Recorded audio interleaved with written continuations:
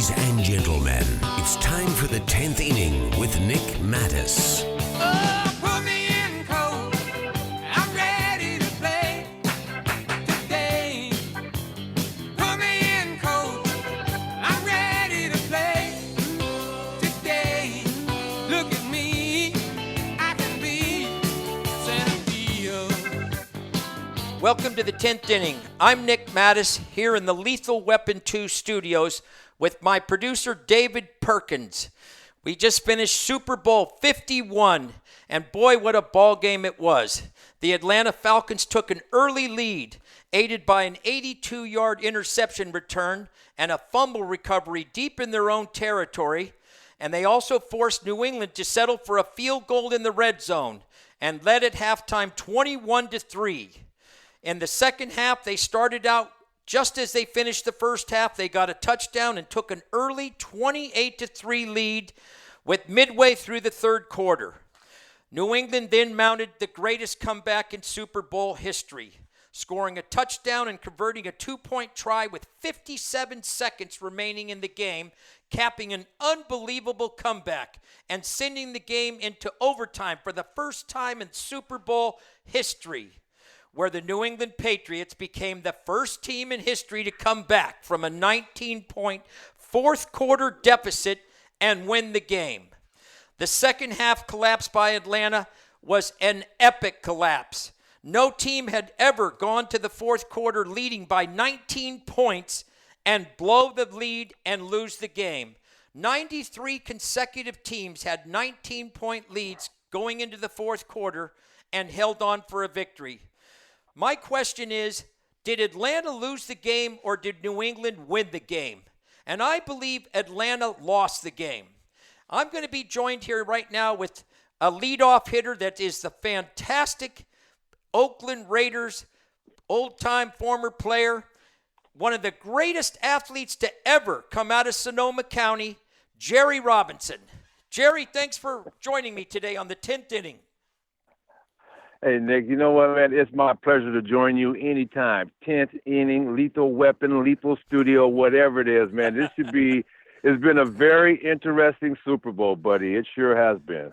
Well, Jerry, we're going to talk about the epic collapse by Atlanta. And, you know, in that first half of the game, it was basically a tale of two halves. You know, the first half, Atlanta looked so good, 21-3. But if you look deep into that first half, they really didn't earned the 21 points. They got the 82-yard interception return, and New England fumbled deep in Atlanta territory, which saved 14 points there possibly because on the interception, 82 yards, again, there was the Patriots deep in Atlanta's territory there, Jerry. So, 21-3, it was a little deceiving. Did you feel at that point in time that the Patriots were out of the game? No, I didn't. I looked at it like this. I said, you know what? The number one scoring offense in the NFL, the Atlanta Falcons, put on a show in the first half. Plus the 82-yard return and the fumble recovery, that kind of stuff. That gave them all the momentum that they needed. Too bad it wasn't the second half, because after they went into that locker room and came back out, okay, so they scored a touchdown, but after that, it was all over as far as I'm concerned. I said to myself, the difference is going to be in this game is going to be what goes on inside those two locker rooms at halftime. For number one, Super Bowl, because I played in Super Bowl 15, it's the longest halftime you've ever had in your life. You're used to them being, 15 minutes, whatever it is. Now it's, there's so much money to be made. You got to put on a big production. You got Lady Gaga. You got all kind of things going on. To me, that gives more time to Bill Belichick to make those adjustments. And the adjustments that they made, obviously it paid off for them. And I said, you know what? No, New England's not out of this yet. And I was telling some people at the Super Bowl party I was at, and they were looking at me like I lost my mind. And I said, you just wait and see. They're not out of it yet. There's still a whole nother half, to go. And I said, we'll see what happens in this third quarter. The third quarter is always, to me, the most important quarter when you're coming out of halftime, to see how you get to see what type of adjustments might have been made, or what type of game plan offensively and defensively the teams have. So I never counted New England out. But I really was. I was amazed at what they were able to do. Come back. You touched on it earlier. I think that, the Atlanta Falcons, they had a great opportunity with that huge lead, 28-3. It's time to get some time off the clock, because every time, you start throwing passes, the ball hits the ground, incomplete pass, the clock stops. Every time that clock stops, you were just giving Tom Brady another opportunity along the way to come back and be the man that he was, and that he's always been. I mean, Super Bowl MVP, it's the Super Bowl, all those accolades that come along with it. And I'm like, watching the game, I'm like, really? Atlanta, when they came out in that third quarter, when they scored their touchdown, I think they were really convinced that they were getting ready to run up the score. They were getting ready, and I can understand that. They were thinking about running up the score. Well, how were they able to run up the score in the first half? Basically, that high-powered offense. Let's throw the ball. Let's get downfield. The run game was okay, but you know what? Let's get this ball downfield. Well, that was the wrong recipe for the second half. I just felt that way, and it's just, when you got that kind of lead, it's time to run the clock. It's time to run the clock. Do whatever you have to do to take as much time as you can off the clock, because that dude, number 12, on the other side of that sideline, and that coach with that hoodie on, they're waiting for every opportunity, and they always seem to capitalize on opportunities. And like I said, that halftime, I told everybody at the Super Bowl party, this halftime, the adjustments that are going to be made at halftime is what's going to make the difference. If the New England Patriots are going to come back, Bill Belichick is going to do something. Something is going to happen. I say Bill Belichick because he's the man. He's the mastermind behind it. He has Tom Brady. He has several other ball players too. But you could just feel, here comes New England. Yeah. Jerry, let me address a couple of your points, because I think you're spot on. It's a 60-minute game in the NFL. The game is not over until 59 minutes and 59 seconds tick off, and the game's over. That's just how it is. You cannot get your hopes up if you're a fan, if you're a player, until the end of the game. And again, you mentioned the Falcons' passing attack, and a couple of things I want to add to that. In that game, you had mentioned how the Falcons were throwing the ball upfield really well. Matt Ryan had 8 completions of that game of 15 yards or more, which tied an NFL record. And the guy he tied is kind of a name that a lot of people aren't familiar with, Jake Delhomme. But so they were pushing the ball up the field really, really well in the first half and in the beginning of the third quarter. But here's the key, Jerry, and I think you're spot on this. When they led 28-3, at that point in the game, they needed to start thinking about the clock, making the clock their ally. And when you're passing the ball, like you mentioned, and the ball hits incomplete, it stops the clock. And here's the crazy thing about that. 11 of their next 15 plays to end the game were passing plays. That's just unbelievable right there with a 28-3 lead. And I thought this was the turning point in the game, and I'm sure a lot of people did also, because the Falcons were leading late in the fourth quarter. New England had already started to make a great comeback. At that point, the score was 28 for the Falcons and 20 for New England. The Falcons had driven up the field, and after one of the most unbelievable catches by Julio Jones, and I don't know, I think that man's got eyes in his feet, to tell you the truth, Jerry, don't you? I mean, I don't know. Yeah, he's got him, yeah.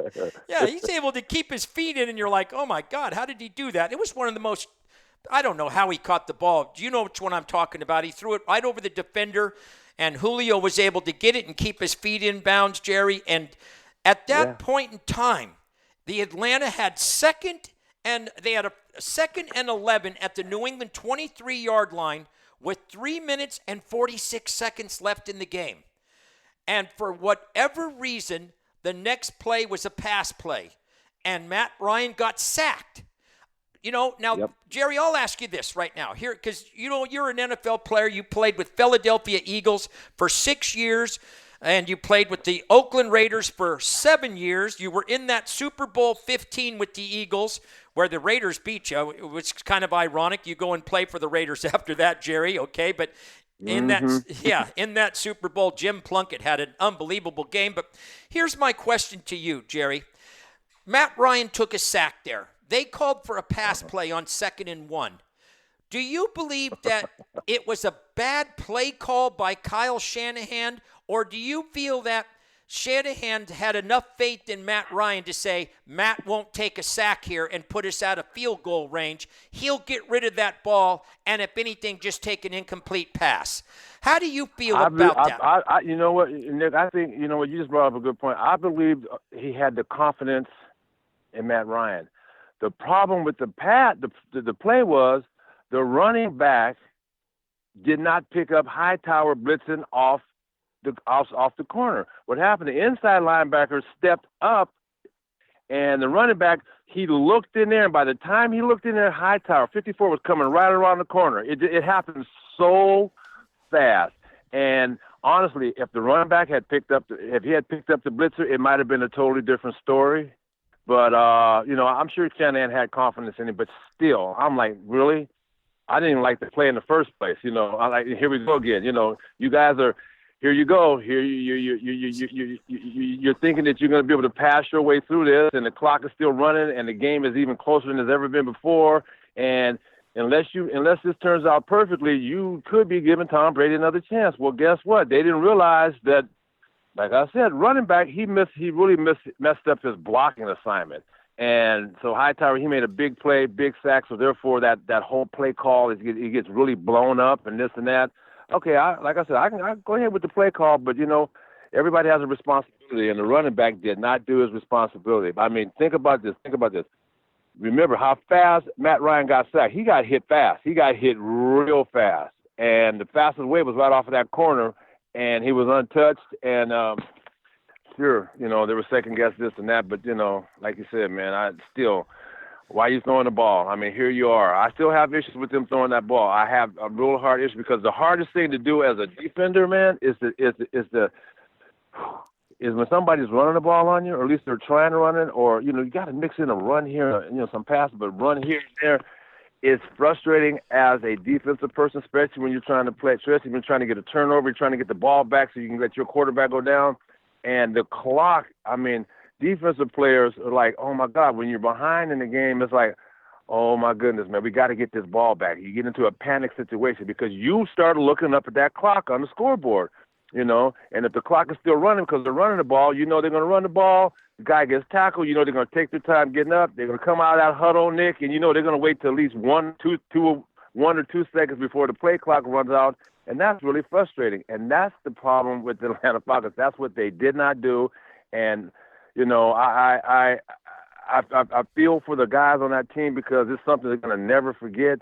And here it is. That's Super Bowl 51. Well, guess what? Because I know this from firsthand experience, playing Super Bowl 15. Hey, it is great to be in a Super Bowl. But if you don't win, it's a nightmare for the rest of your life. These Atlanta Falcon ball players, from this point forward, starting next year, when it's Super Bowl time, they're going to start replaying every single freaking Super Bowl. And when they get to 51, they know that their collapse is going to be on there. And they're not even going to want to watch it because even to this day, I don't even watch Super Bowl 15 highlights, man, when it comes time to Super Bowl countdown. When they get to Super Bowl 13, I just walk out the room. That's great, Jerry. You know what, Jerry? That's why I love having you on the show. You're bringing a perspective that the average fan like myself and other listeners do not have. You were in the game, and you know what? You lost. And this is the thing, Jerry. You lost a tough game, 27-10. That's not a blowout. That was a good battle right there. But when you had a lead like the Atlanta Falcons had and this was a historic comeback. No team had ever come back from 19 points before. That's going to be a tough pill to swallow for the Atlanta Falcons players and for the city, the management, everyone. But, a good thing for the Falcons is this. They're a young team. They have a good quarterback. Their team is going to get better on defense. Their defense was their Achilles heel. But as you mentioned, Jerry, they're going to have to live with this, and it's going to take, I don't know when spring camp opens up again, for football, but it's going to take a while until that spring camp comes for them to get this Super Bowl hangover off. And it's people are talking about it like we are right now, and it's tough. Yeah. It's very tough. But, Jerry, I'm going to concur with you on this, and I really believe you're spot on this. 2nd and 1 right there with 3:56 left in the game.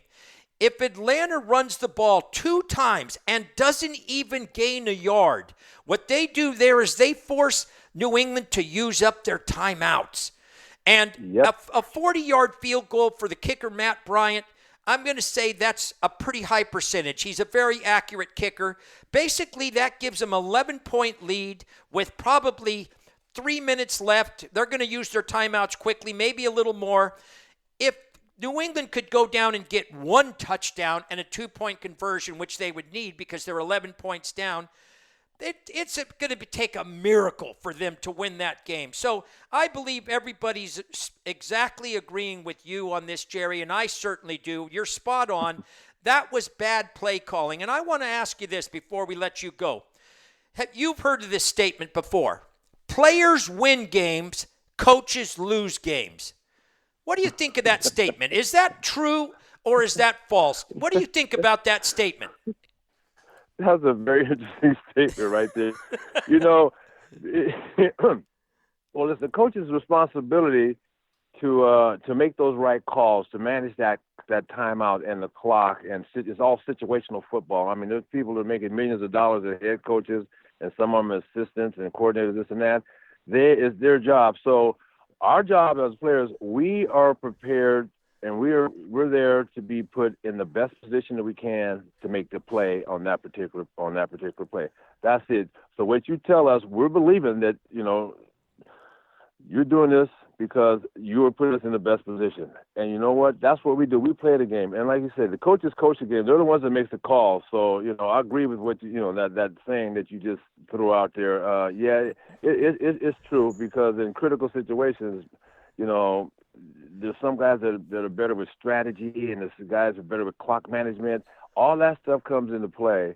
And so that hat falls on, that responsibility falls on the head coach. Well, Jerry, listen, I asked you that question. I did not say that I agreed with it. I wanted your opinion on it, because I'll tell you, I wanted your opinion. You're an ex-pro, okay? And I'm just a fan that likes to watch the game and never played. Okay, Nick. Nick, then check this out. As a player, I'm throwing it back on the coach. That's right. It's his fault. You're right. You asked me. It wasn't your opinion. My opinion, Well, it's partial, man. Part of his coach, and part of his player, whatever it is. But, as a player, you have to play the defense or the offense to play this call. I know that for sure. As a coach, you get to select what you want to select. So, therefore, we're doing what they're telling us to do, what they think is going to be best for us. So, yes, as a player, I'm putting it back on the coach. Well, Jerry, I was hoping you'd say that. I coached a lot, okay? I was a coach, and my goal as a coach was to put my players in situations that I thought they could succeed in. So whatever I was going to do, I wanted to make sure the players were well prepared and could succeed on whatever they were going to have to do. So it's just, what, Jerry, I've been hearing that line a lot lately. Players win it, coaches lose it. I just wanted to get it from a pro player like yourself. And I'll tell you what, Jerry, this was such a pleasure having you on. You were I believe this, Jerry, you're one of the greatest players that ever came out of the University of Southern California and L.A. That's UCLA, okay? And you were inducted recently into the Hall of Fame there, one of only 50 players to be in the Hall of Fame, Jerry. So, and then go on and have a great 13 years in the NFL, Jerry. By the way, I want to ask you this before I let you go. How are you doing on this concussion syndrome? This is very popular right now, and a lot of players are having a lot of problems. Are you having any problems in that area? I'm glad you asked that, Nick. I've been having problems for quite a while, man. I have a lot of friends that have problems, too. That movie Concussion, when I sat down and watched that movie, I knew 4 of the guys in there that were featured in that particular movie. I played against Mike Webster, and then Andre Waters. I was there at the Philadelphia Eagles when we drafted him, and I was friends with Junior Seau. So watching that movie, man, it just I was speechless when it was all over. And now that the big thing is, as a player, we know the risks involved, but you know what? If we knew that when it was all over, that they would take care of us medically, medical insurance or treatments or whatever it is to help us get better, it would be a different story. I'd play the game all over again under that condition, knowing that, you know what? Number one, when this game is done, we're going to give you guys medical insurance and therapy and treatment that you need for the rest of your life. It doesn't happen like that. So now that this is over and has been brought to the forefront, I think it's really interesting that the young in the Pop Warner leagues, I've always said, once you have mothers being concerned about little Tommy and little Johnny and little Bobby and their little boys, when they start making some noise, and people are going to start listening. And that's been going on, and it's been getting a lot of coverage because it's important. It's a great game to play. The game needed to be safer back in the day, even before my day, but it needed to be safer. And I'm glad that they're doing things to make the game safer, because it is a great game, but it's a very violent sport, and it's not for everybody, Well, Jerry, I saw you recently at Cardinal Newman High School watching your granddaughter there, Maya Flores, play basketball, and I'm going to tell you the truth. You look great. You look fantastic, Jerry, okay? Hey, Nick, it's an illusion, man. It's an illusion, dude. Hey. Thank you, though, man. I appreciate it. Listen, perception is reality, okay? Remember that. There you go. Perception all is right, reality. buddy. All right, listen, the studio audience here is giving you a standing ovation, all right? You did a fantastic job. Thank you so much for joining us, Jerry Robinson, and we're going to talk to you soon here, okay? Okay, buddy. Hey, thank you very much, man. It was a pleasure being on. I'll see you around, Nick. Okay, Jerry. Have a good evening. The Super Bowl 51 ended up, it was the first game in NFL history to go to overtime, and I really believe that the coin toss in overtime was the key. New England had a lot of momentum going. They had scored 25 straight points to tie the game, and if they got that coin toss in the overtime, I think that was the doom for the Atlanta Falcons. And sure enough, I don't know if it was heads or tails, but whatever the call was, New England got the football to start overtime. They marched down the field. Atlanta's defense was worn out. They had been on the field 40 minutes that day. And the Patriots just wore them down, drove down the field, and running back James White dove into the end zone for the touchdown to win the Super Bowl and cap the biggest comeback in NFL history. No team had ever led by 19 points entering the fourth quarter and blown that lead and lost the game. So the New England Patriots went on to win their fifth Super Bowl under Tom Brady. Tom Brady went in that game, had an unbelievable game, threw for a lot of yards, and it was his fourth most valuable player award in his career. And joining me now is a friend of mine, Danny Reiter from San Diego Sports Leader, the Mighty 1090. Danny was a host for College Gameday on Saturday mornings from 10 to 12:30. And Danny's been a frequent guest on the 10th inning. Danny, thanks for joining me. Oh, of course, Nick, anytime. That was, I got to be fair, that was kind of a boring Super Bowl until the final 20 minutes or so. Then things started getting interesting. Well, Danny, you had predicted on our Super Bowl preview that you thought the game was going to be one-sided, but I bet you did not think that the Atlanta Falcons would jump off to a 28-3 lead. I think we probably, both of us, expected that if that was going to happen, a big lead, it was going to be by the New England Patriots. Yeah, and honestly, I thought the Falcons, they really could do no wrong in the first half. They did everything they needed. They ran the ball very effectively. The Patriots had no answer for Julio Jones, and it just seemed like their game. And then, honestly, it's one of those games, I could watch that game 100 times, and I could still never see a spot where I would believe that team was going to come back. I mean, it just, that game was over. Danny, I think there was a lot of people that were especially voting for Atlanta, and they got 3 points. We're figuring that was money in the bank at that point in time. But, you know, yeah. Tom Brady is the greatest quarterback that ever played the game. But I'm going to tell you one thing, Danny, and you and I talked about this on the podcast, and you brought up Joe Montana. You said, Nick, how would you call Tom Brady the greatest quarterback ever when you lived there in the Bay Area and grew up with Joe Montana? And I thought a lot about that, Danny, and I did a little bit of studying. And to tell you the truth, Danny, I think you brought up a point that was well taken. I believe this, Dan. If I wanted one player for one game, especially if it's the Super Bowl, I would pick Joe Montana over Tom Brady. Now, for a career, I think Tom Brady's probably had a better career. One game, a Super Bowl, winner take all, I absolutely would want Joe Montana. And I believe the first half of this Super Bowl, Tom Brady looked very average. Threw the pick six, 82-yard return for the Atlanta Falcons. He did not look very good in the first half. Unbelievable that he could come back in the second half and do what he did. That's why he is the second greatest quarterback in big games, Dan.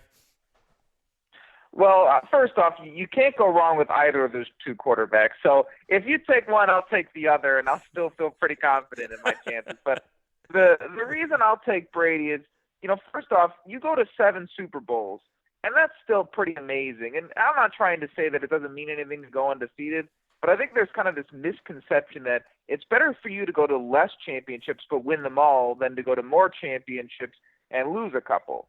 And I think, sure, Brady didn't play his best, but his resolve to come back in a game like that is just as impressive. And the one thing that always stands out about Brady is if you look at his championship team offensively, he's never had a star receiver. Even the year with Randy Moss, they didn't win the Super Bowl that year. As great as that offense was, and it was historic, they didn't win the Super Bowl. But you look at Joe Montana, 3 of his 4 Super Bowls, he is the greatest wide receiver in NFL history. Plus, he has Ronnie Law on defense. I mean, when you really look at Brady and Bill Belichick in their time, there aren't that many Hall of Famers on those teams that won Super Bowls. I mean, I think Gronk will likely be one, assuming he can stay healthy. But like I said, I mean, other than Moss, who they didn't win a Super Bowl with, there aren't that many star guys he had on his team. Danny, when you talk, I listen. I mention that to you all the time, especially on these podcasts. And you bring up some good points, but I'm going to beg to differ on the amount of Super Bowls. Joe Montana went to 4 Super Bowls, won all 4. Their pass completion percentage, Tom Brady's and Joe Montana's, they're almost identical, 68. Passing yards per game, again, almost identical, 290 yards each averages. Here are the 2 different categories that I feel Joe Montana has risen to the top.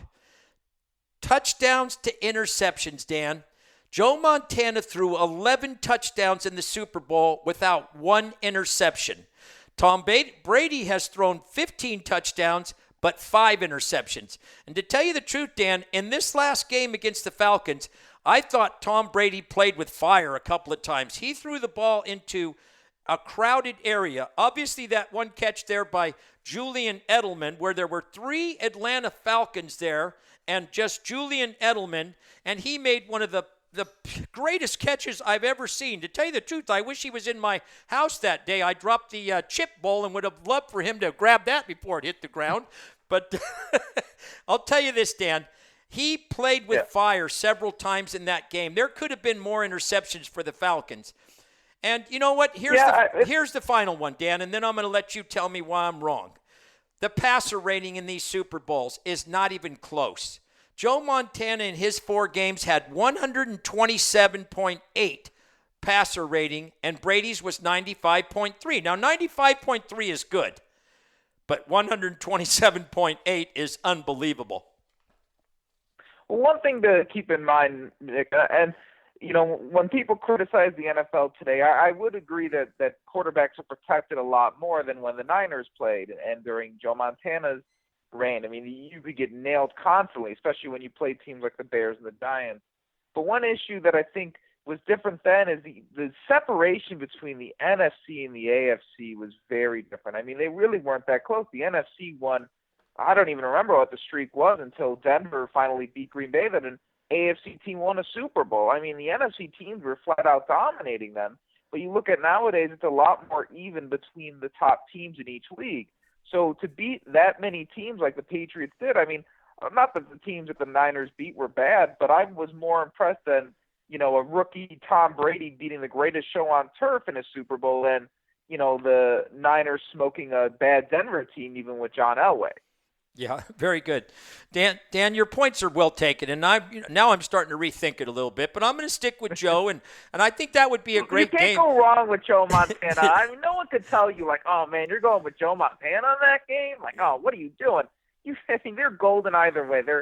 They're both great. I think one thing that's always that's helping Brady, at least right now, is the fact that he recently did this. Yeah. And that's whenever there's always kind of that recency bias when someone officially does something, everyone wants to claim it's something. I still think he is probably the best quarterback ever, but, if he had lost that game, would people still be saying that?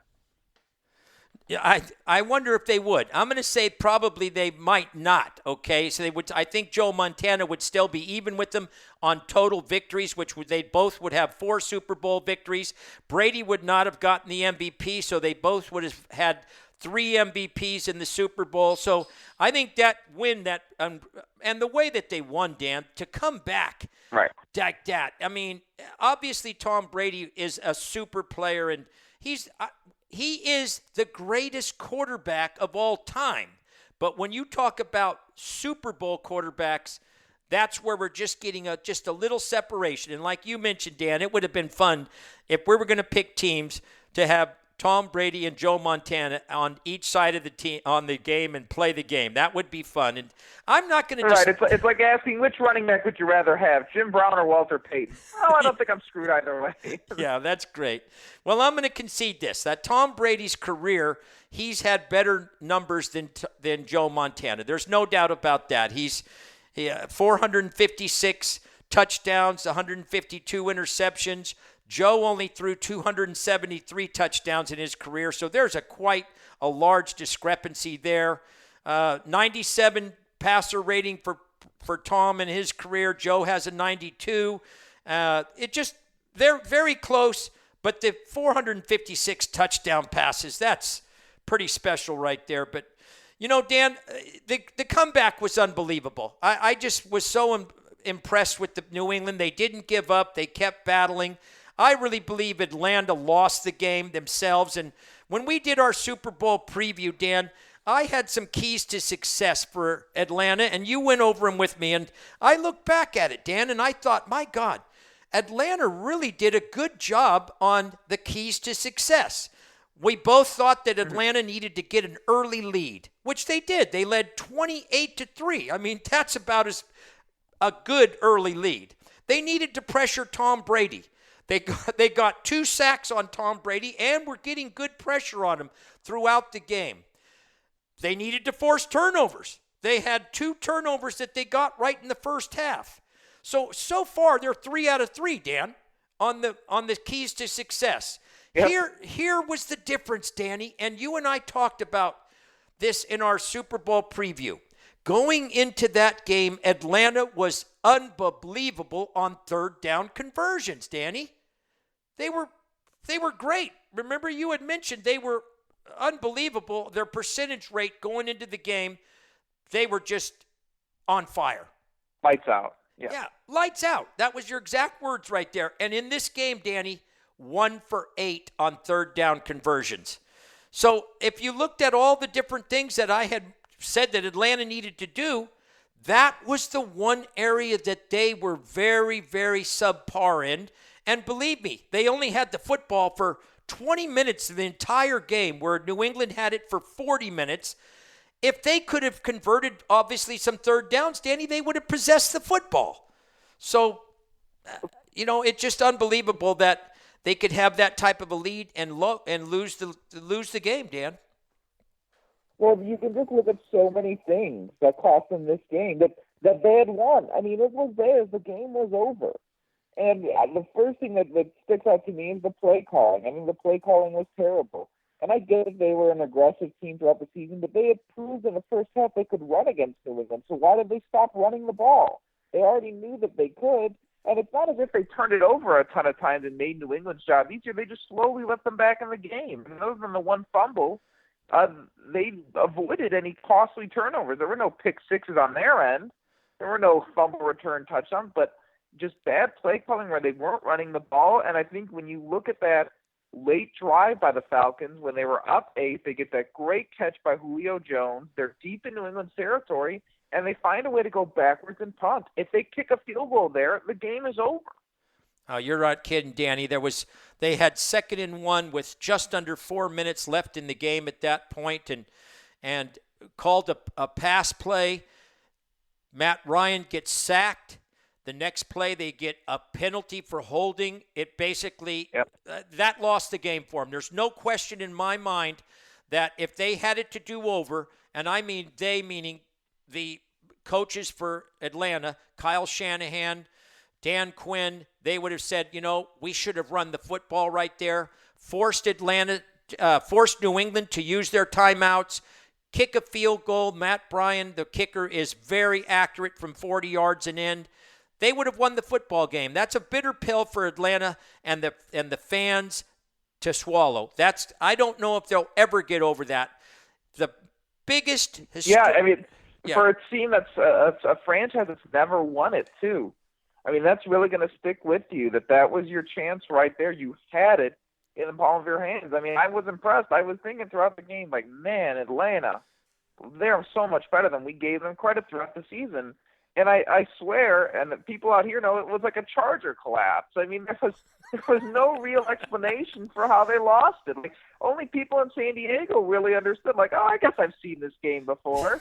It was so absurd that they could give it up. I couldn't even believe when it was a one-possession game because New England hadn't looked good the whole time.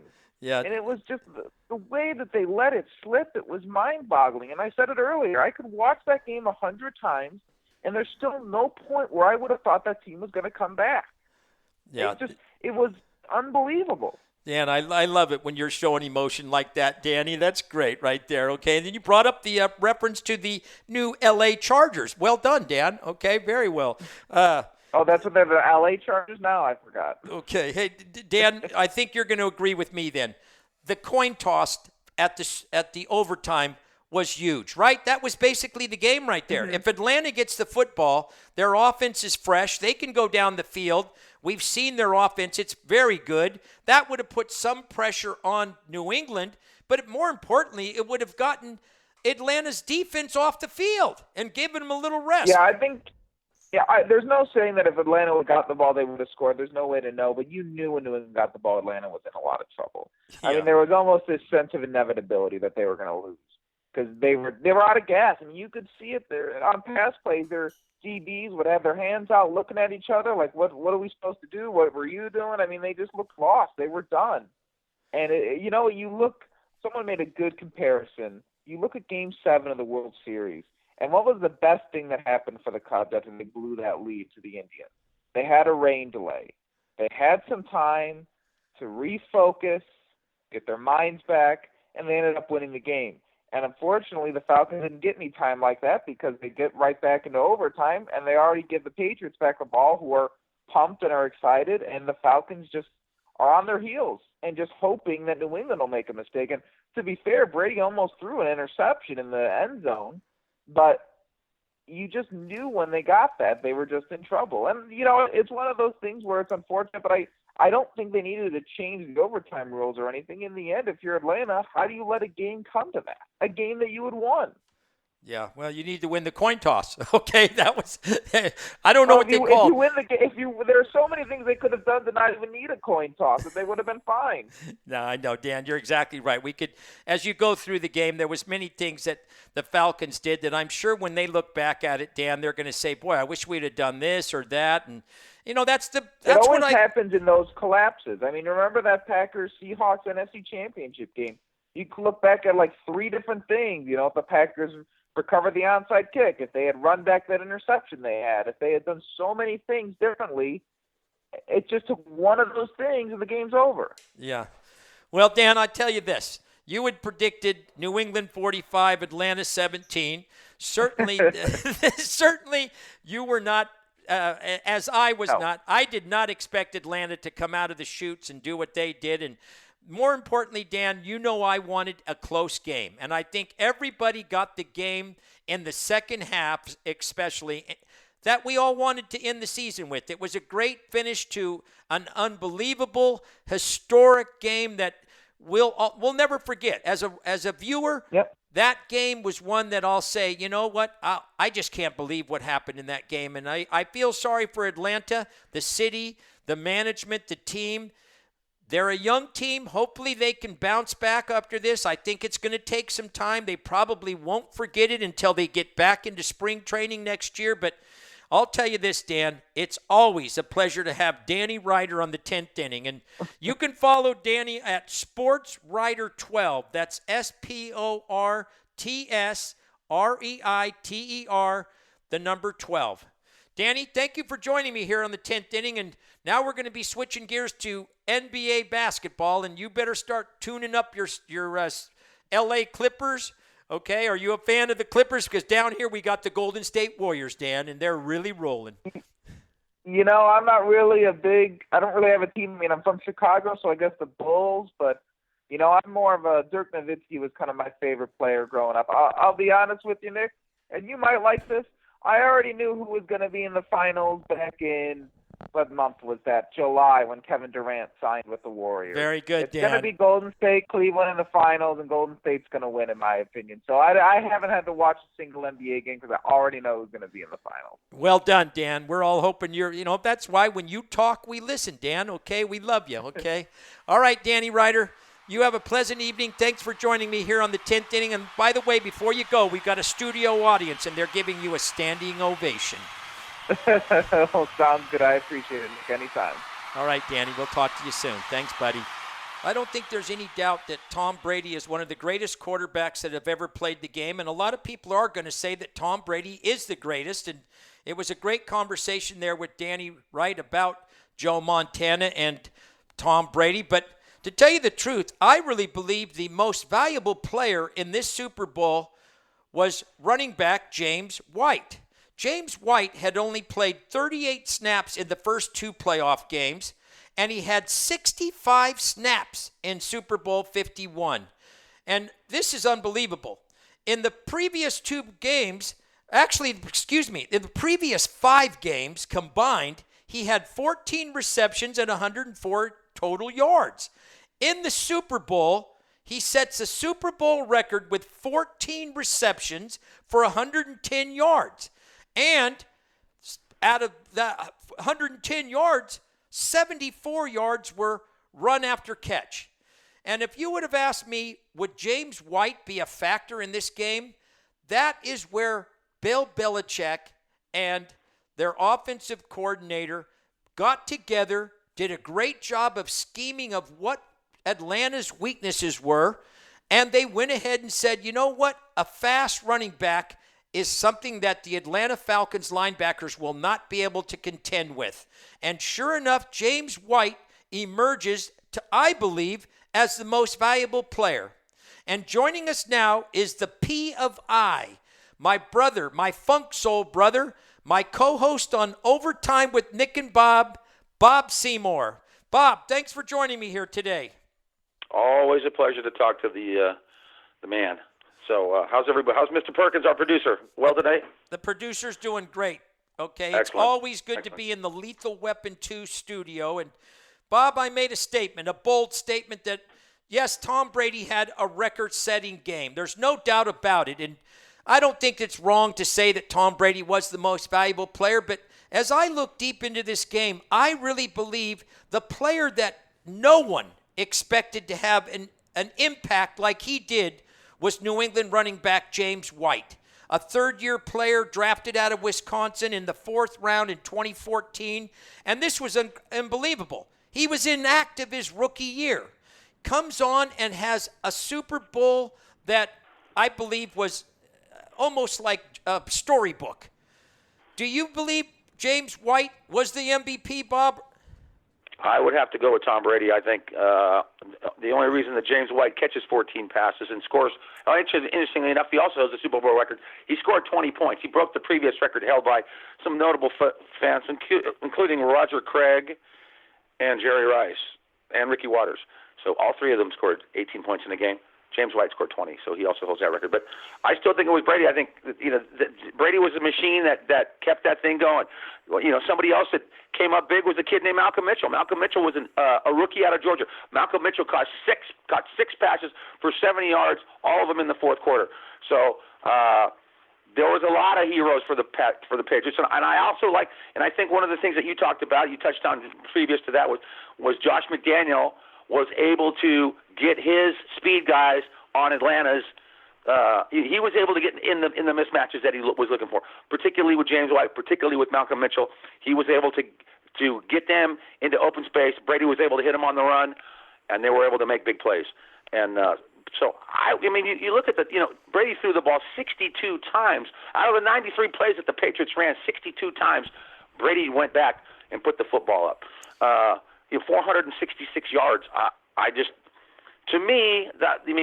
And the way that he kept that team together and drove them down the field.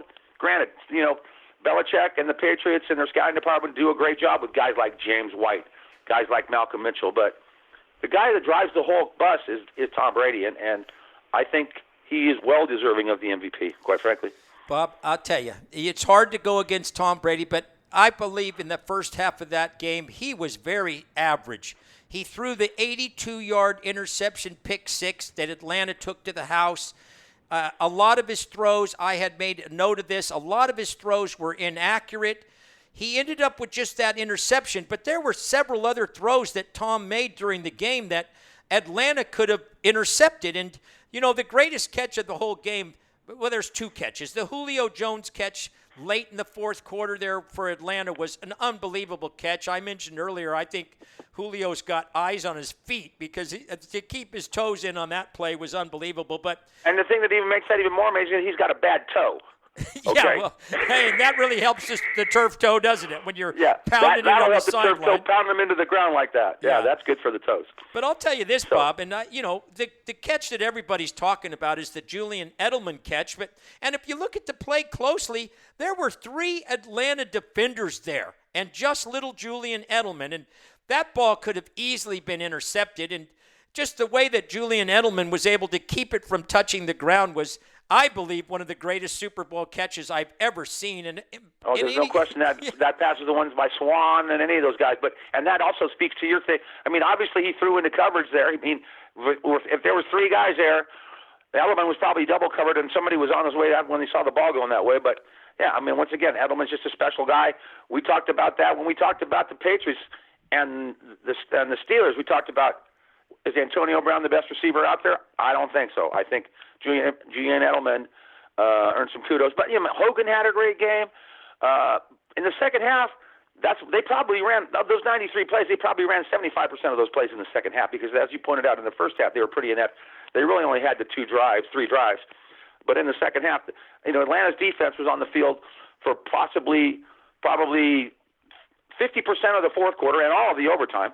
Yeah. Interesting enough, of the 93 snaps that the Patriots made on defense, okay, you look at the key players on Atlanta defense, okay. You're talking about Vic Beasley, All-Pro, 14.5 sacks. Vic Beasley wasn't even on the stat sheet at the end of the Super Bowl, okay. Dwight Freeney, 2-time Super Bowl player, been to the Super Bowl twice with the Colts, many times a Pro Bowler, had 1 tackle. It was a sack, but he had 1 tackle in that whole game. Then you talk about Jonathan Babineau, 15-year veteran for the Falcons, had 1 assist in the whole game. So I think the failure of Atlanta's pressure, of their ability to maintain pressure, because early in the game, they were able to get Brady off his marks. They were able to put pressure on Brady late in the game. And Vic Beasley never showed up at all. So, the leading tacklers for Atlanta was their secondary guys. 2 of their corners had 10 tackles, and Keanu Neal had 9 tackles in the secondary. So the tackles were getting made at the second and third level. Well, Bob, you're not going to win. Yeah, the defensive tackle there for the Falcons had a very good first half. And if the Falcons would have won the game, I believe the defensive tackle, and I'm sure his name escapes me right now, but I think it was Jackson. He had a tremendous game. He had 2 sacks of Tom Brady, and he did a very good job of blowing up the offensive line. The Patriots were not able to run the football at all in the first half, which was very surprising.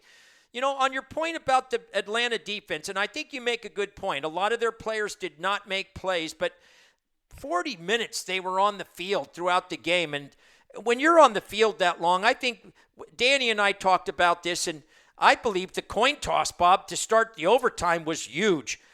When Atlanta did not get the coin toss and their defense had to go back out there after allowing 25 straight points to New England to tie the game, that basically was the game. I mean, there's no way that Atlanta could muster up any more energy. A lot of people don't understand this. They might, but I'm going to just reiterate this. The Super Bowl is such a big game that before that game even starts, the players warm up, and there's such an adrenaline rush before the game starts. And to go 60 minutes and then to have to go overtime, believe me, that's really going to test what kind of shape your team is in. And, the Atlanta Falcons were young. I thought they played a very good game. And to tell you the truth, they lost the game. It wasn't that New England won the game. It was Atlanta lost the game. And they're going to think about that loss for a long time because they had that opportunity, Bob, and we've spoke about this earlier with the other guest. With 4 minutes left in the game, they were on the 20-yard line, 2nd and 1, and opted to pass the ball twice. First time, Matt Ryan got sacked. The next play, he got a holding penalty on the offensive tackle, basically pushed them out of field goal range. They were not able to pick up a first down. They gave the ball back to New England, and the rest is history. New England went down the field, got the touchdown with 57 seconds left, again got the 2-point conversion. Once that game went to overtime, I don't think there was anybody that thought if New England got that coin toss, they weren't going to go down and win the game, Bob. Especially, particularly Atlanta. I have to believe, as you pointed out in your previous little discussion right there, as soon as that defense had to go back on the field, they had to be just hating it. They had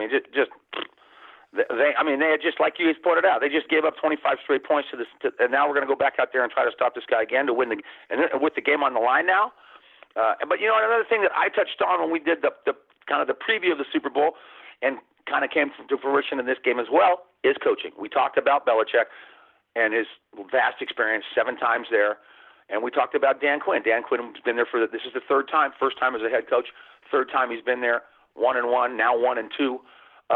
And I think you guys touched on it with Danny Reiter. Coaching played a huge impact on that, particularly on the Atlanta side of the football. On their offense, they made some bad choices on offense late in the game, and obviously whatever they were doing on defense wasn't working, and they didn't seem to have an answer for the Patriots in the second half because obviously Belichick made adjustment. I mean, the Falcons scored 21 points in the first half, although some of that can be attributed to Brady and LeGarrette Blount's fumble. But in the second half, they only put 7 points up again. So Belichick made adjustments, and Julio Jones, 4 catches. Belichick, Patricia, Josh McDaniel made adjustments and put their team on top. Atlanta was not able to do that. Okay, Bob, this is perfect. You just set me up for the question that I asked Jerry Robinson, and I'm going to ask the P of I this, and I'm interested to see what you say. We've been hearing this all week long. Players win games, coaches lose games. What do you think of that statement, P of I? I think I just backed that statement up with my previous discourse on Atlanta's bad coaching choices costing their team the game. I mean, players make plays, coaches make calls, and sometimes coaches, as I just pointed out, I think they made some bad choices on offense in their play calling. They obviously didn't have any adjustments that they could stop the Patriots with on defense, and it ultimately ended up costing the game because they have a lot of good young players on both sides of the football, but they have to have they're looking for leadership, just like Belichick was able to rally his boys from 28-3. He was able to rally his boys, get them all focused, get them all going, keep pushing in the same direction for 60 minutes. And I think that is the difference. Bob, I want you to know that you and Jerry Robinson were right on. Jerry said the same thing. And I'm going to play devil's advocate here because I really don't believe in that statement. Because on the other side of it, Bob, you mentioned this, and I believe this was the truth. Belichick and Josh Daniels worked out a game plan that was unexpected by Atlanta. to use James White as their main offensive weapon and then put him in a situation that he had not been in the biggest game of his life. There are coaches that won the game, and they won the game for the New England Patriots because they found a soft spot in Atlanta's defense and took advantage of it. So, and again, I'm going to say this. We talked about that 2nd and 2 where Matt Ryan took a sack. Matt Ryan needed to throw that ball away. Josh Daniels, he had the right defense called right there. The Kyle Shanahan had the right play called, Bob. Atlanta's been aggressive all season long. He expected and wanted his offensive line to hold, and he knew that if there was a problem there, that Matt Ryan would get rid of it and not take a loss. Players can lose games, and Atlanta's players did not make plays. So there's two sides to that. I think your point was well taken, as Jerry Robinson agreed with you. And remember, Jerry was a former pro player, and he kind of liked that and said, yeah, the coaches lose the games, Bob, and I like that. Yeah, he was an ex, Jerry Robinson, the next UCLA Bruin, played for the Eagles, played for the Niners, I think, for one time. So, yeah, well respected. Well, actually, for the Raiders, the Oakland Raiders. Oh, nice. Yeah, so even better. Yeah. Hey, Bob, listen, you did a great job all football season. We're going to get the Oakland Raiders we're going to talk some Oakland Raiders with you a little later here in the season. The draft's going to come up, and the Raiders are going to need some players, and so we're going to get a P of I's Raiders top list, what the Raiders are going to need. And I want to thank you so much here for coming on the 10th inning, being my co-host on Overtime with Nick and Bob. You are the P of I. You are my funk soul brother. Thank you very much for joining us. And we've got a studio audience here, and they're giving you a standing ovation right now. Outstanding. Well, thanks for including me in this discussion. Thanks to Mr. Perkins for his always good work. And I'll talk to you next time. Thanks very much. Well, we had 3 completely different guests come on. The P of I, Danny Reiter, and the former pro football player Jerry Robinson to give their perspective on the Super Bowl. And I want to thank all those guests, and listening to the 10th inning with Nick is always very important for me and D. Perk. We'll be back on the air here soon talking about Golden State Warriors basketball. So stay tuned for the 10th inning with Nick Mattos.